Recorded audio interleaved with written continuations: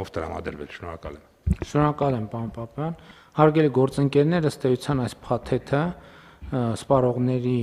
իրավունքների պաշտպանության ոլորտում մեր կարգավորումների մոտարկումն է Եվրամիության կարգավորումների հետ։ Այսինքն մենք որդեգրում ենք եվրոպական ստանդարտ եւ դա հիմնական արձանագրումը եւ համապարփակ եւ ընդլայնված գործընկերության մասին համաձայնագրի շրջանակներում իրականացվող միջոցառում է սա որպես մասնավոր դեպք, իսկ ընդհանուր մեր ռազմավարության մասին խոսելու առիթներ շատ ենք ունեցել, այդ թվում 3 էլ համաժողովի հրապարակային ես այդ թեմային անդրադարձել եմ։ Պարոն Գևորգյան, ինչ ունեք լրացնելու եւ ընդհանրապես նախորդ տարվանից եւ գուցե մի քիչ էլ ավել մենք մի քանի անգամ քննարկել ենք մրցակցության պաշտպանության հանձնաժողովի հետ, որպեսզի սպառողների իրավունքների պաշտպանության ոլորտում հանձնաժողովի գործունեությունը առավել ակտիվանա եւ այդ առումով ինչ ունենք այս պահին մեր քննարկումներից հետո արդյոք մեզ հաջողվել է այն խնդիրները, որ առաջադրել ենք այս ժամանակահատվածի համար լուծել, համեցեք։ Շնորհակալություն մեծարգո վարչապետ, հարգելի գործընկերներ, նախ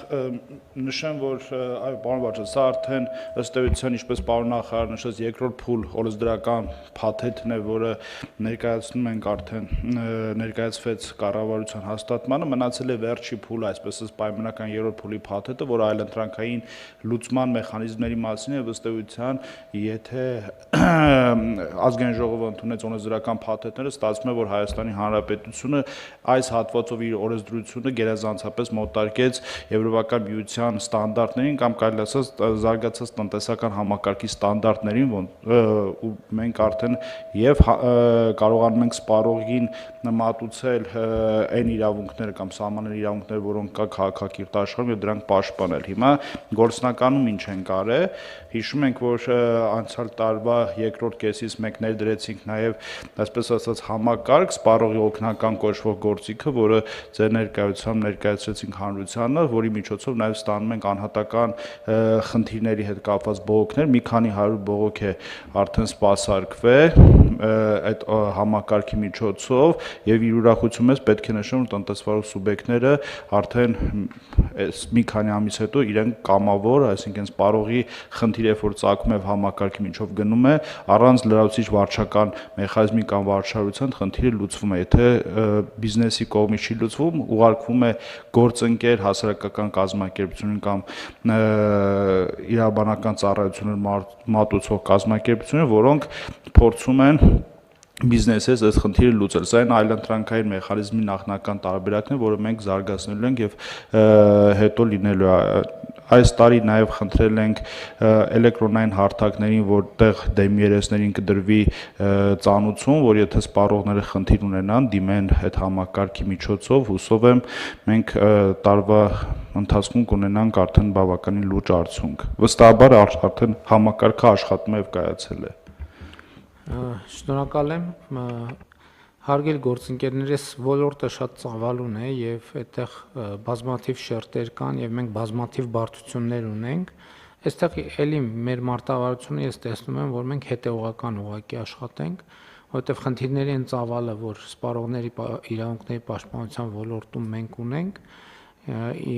լուծելու միակ տարբերակներն է, որ մենք պարզապես հետեւողական համբերատար գույքագրենք մեր բոլոր խնդիրները եւ նույն համբերատարությամբ եւ նույն հետեւողականությամբ, գուցե մի քիչ ավելի հետեւողական զբաղվենք դրանց լուծման, որովհետեւ ոչ մի օրենքի փոփոխությունը, ոչ մի կառավարության նախագիծը որոշումը այդ իրականությունը չեն փոխելու, իրականությունը փոխելու է հետեւողական աշխատանք։ Խնդրեմ։ Վարչապետ, թույլ տակ առիթ օգտագործելով, էլի որտեվ երեկվանից բարձրացում են հարցը, սպառողներին առնչվող ինչի է գազի գինը թանկացել, գազի գնի թանկացման կապակցությամբ առողջության է նաև հեղուկ գազի գնի մասին է խոսքը։ Հեղուկ, որ գազի բաներում վաճառվում է, եւ այսօր մի որոշակի թերթեր դրան անդրադարձել են, սա ինքսովորական process է, որը ամեն տարվա դեկտեմբերին դա տեղի է ունենում եւ որևէ արտառոց բան չկա, որովհետեւ կապել էին որոշակի հանգամանքները բենզինի գնի էժանացման հետ, որ հանգացնում է որպեսզի դրա վաճառք ապովի, ինքը ընդհանրապես ճանապարհային Հասկացա, այդ ինչ տրամաբանություն է, բենզինի գինի Երեկվանից, այո, այդպես մեծ աղմուկ է բարձրացնում, որ իհարկե ու այսօր դրա տարածումը շատ եղավ, մենք հստակ պարզաբանում ենք տվել, այսօր այդ առիթ օգտագործում, որ ամեն տարի Լարսը, երբ որ ճանապարհային հանգույցի խնդիր է ունենում, տրանսպորտային հանգույցները թանկանում են եւ ամեն տարի ինչ-որ նոր պատճառաբանություն է լինում, սովորական process-ը ապրիլ-մայիս ամիսին էժանա դեկտեմբեր ամսին թանկ է եւ այստեղ որևէ ինչ-որ լուրջ խնդրեմ գոյություն չունի եւ դեֆիցիտ եւս գոյություն չունի։ Դե այն ինչ որ նկարագրեցիք արդեն լուրջ խնդրեմ է, հարցը այդ չի, բայց դա խնդիր է, որ այդ թվում պետք է լուծվի տարածաշրջանային մեր հենց իմ նիստի սկզբում իմ ասած հարցի լուծման համատեքստում պետք է այդ հարցը լուծվի։ Եվ որպեսզի Էլի մենք Հայաստանի Հանրապետությունը մատակարարումների տարբեր ուղիներ եւ տարբեր աղբյուրներ ունեն, այստեղ է հարցը, այսինքն պետք չի այդտեղ շատ բան փնտրել։ Եվ մենք պետքա գնանք այդ ճանապարհով եւ գնում ենք այդ ճանապարհով։ Եվ համոզված եղեք մյուս տարի դեկտեմբերին էլ այդ հարցը չի լինի, որ ասում եք ամեն տարի դեկտեմբերին կլինի, մյուս տարի չէ, այս տարի դեկտեմբերին էլ չի լինի այդ հարցը, վստահ եղեք։ Համեցեք։ Շնորհակալություն, պարոն վարչապետ, ես շարունակեմ նախ մոտարկումների մասով, այո, մենք նախորդիվ 4 ուրեմն հրահանգ մոտարկեցինք, հիմա եւս 4 եւ վերջին փուլով մնացածն էլ եթե կմոտարկենք ու կստացվի, որ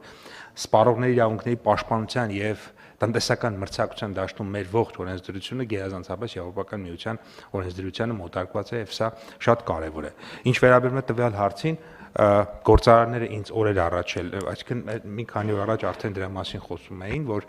ինչ է տեղի ունենում, սովորաբար Հայաստանից Հայաստան հեղուկգազ գալիս է երկու հիմնական ուղղությամբ՝ Ռուսաստանի Դաշնություն, Վերին Լարսով եւ Իրան։ Հայտնի հանգամանքներով պայմանավորված երկու ուղղություններով բարդություններ կա։ Մի դեպքում ձյան առատ տեղումներ, մեկ այլ դեպքում գիտենք։ Եվ այս պայմաններով պայմանավորված բոլոր գործարարներին մեր առաջարկը հետևյալն է եղել, որ ժամանակն է արդեն օգտվել երկաթուղային հաղորդակցությունից եւ կարծում ենք, որ առաջիկայում այդ հարցը մեկ ընդմիշտ կկարողանանք լուծել, որովհետեւ երկաթուղային հաղորդակցությունը այդպիսի խնդիրների առաջ չի կանգնում, ինչպիսին օրինակ Վերին Լարսը։ Մենք հիմա կարող ենք ասել, որ այդ ապրանքախումբը նույնպես երկաթուղով կարող է ներմուծվել Հայաստանի Հանրապետություն։ Վարչապետ, վստահաբար այո, բայց այնուամենայնիվ ստեղ քանի որ ոչ միայն տրանզիտի խնդիր է, այլ նաև առևտրի խնդիր է, որ այդ պարագայում ես կարծում եմ մոտ ժամանակներում ավելի հստակ շուկան հայտարարություն կանի, թե ինչ ձևաչափով է այդ ապրանքի մատակարարումը ալտերնատիվ